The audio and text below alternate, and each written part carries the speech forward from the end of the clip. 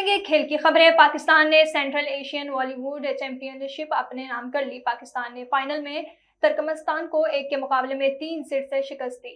پاکستان نے 21-25، 19-25 اور 25-20 اور 14-25 سے فتح حاصل کی۔ پاکستان پورے یونٹ میں ناقابل شکست رہا، مسلسل 6 میچز جیتے۔ پاکستان نے ایونٹ میں مجموعی طور پر 18 سیٹ جیتے، جبکہ 3 میں شکست کا سامنا کرنا پڑا۔ ایشین ٹائیکوانڈو چیمپئن شپ کیروگی ایونٹ کے 54 کیٹیگری کے فائنل میں سعودی عرب کے حمدی ریاض نے پاکستان کے شاذیب خان کو شکست دے کر گولڈ میڈل اپنے نام کر لیا۔ ویتنام میں ہونے والی چیمپئن شپ کے فائنل کے پہلے راؤنڈ میں شاذیب نے اپنے سعودی مد مقابل کے خلاف 1-0 سے کامیابی حاصل کی۔ دوسرے راؤنڈ میں دونوں کھلاڑیوں کے مابین سخت مقابلے دیکھنے میں آیا، جس میں حمدی ریاض نے 8 کے مقابلے میں 9 پوائنٹس حاصل کر کے کامیابی حاصل کی۔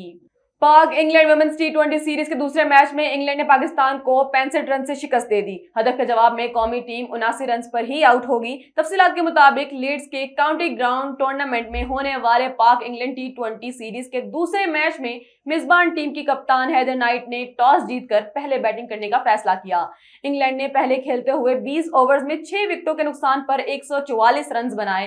ایلیکس کیپسی اور نیٹ سیکیور برنٹ 31-31، مایا بوچیر 30 رنز بنا کر نمایاں رہیں۔ پاکستان ویمنز ٹیم کی جانب سے کپتان ندا ڈار نے 2 جبکہ وحید اختر، ڈنایا بیگ اور سعدیہ اقبال نے 1-1 وکٹ حاصل کی۔